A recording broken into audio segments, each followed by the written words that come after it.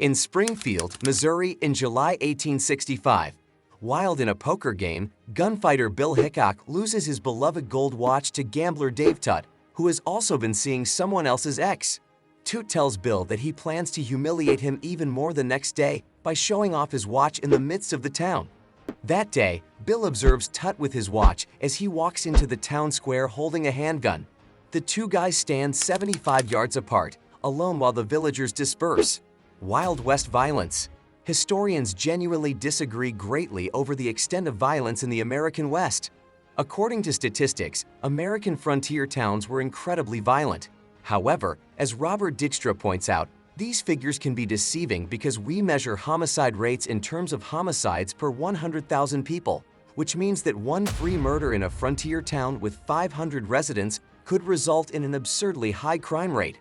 Depending on when and where you restrict your sample, you could end up with homicide rates ranging from 0 to over 1,000. Even conservative estimates suggest that the Old West was roughly as violent as today's most violent American cities, which makes sense given that bandits roamed the frontier and law enforcement was frequently corrupted or weak. Before the days of large fenced-in ranches, cowboys rode along the remote edges of these ranches and shot cattle thieves on the spot. But more importantly, the Wild West combined a culture of gambling and drinking with a bunch of men brandishing guns, making the occasional drunken shootout inevitable. Cowboys played a part in this violence. Skilled gunfighters found work as protection men for cattle companies. Much of the violence in the Old West occurred in this way. Gunfights were rarely honorable, well-planned duel. Instead, they were impulsive and careless. For example, Bill Hickok's story does not end in a quick-draw duel. Instead, after winning a game of poker, Jack McCall gets drunk, pushes through the saloon doors, pulls out a revolver, and shoots Hickok while he is turning his back. Quick-draw duel. The guys are positioned sideways in this classic rapid-draw duel, their hands hanging over their holsters and their weapons ready. While this is going on, they are reaching for their firearms, and Bill shoots Tutt between the ribs, killing him even though he misses. There aren't many rapid-draw duel records from the 1860s that date back to this period. Wild West literature has convinced a lot of people that cowboys fought cheap fiction books or dime novels for a considerable amount of their time. Newspapers exaggerated the stories of real gunfighters like Wyatt Earp and Bill Hickok before comic books and films did the same. Cowboys were held in high regard as honorable gunslingers who vanquished evildoers from the Wild West. Gunfighting. After engaging in a shootout over a gambling match, Langford farmer Peel and his opponent continued to shoot until their ammunition ran out.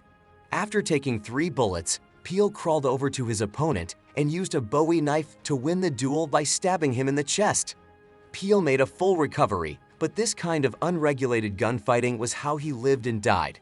According to Robert D. Armand, gunfighters in the American West typically seized any opportunity to engage in abrupt, spontaneous gunfights.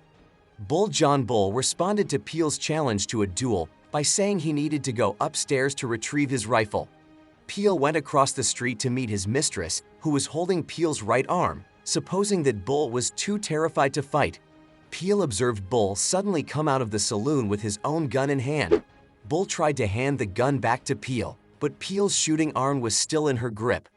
Peel literature romanticized the Wild West duel.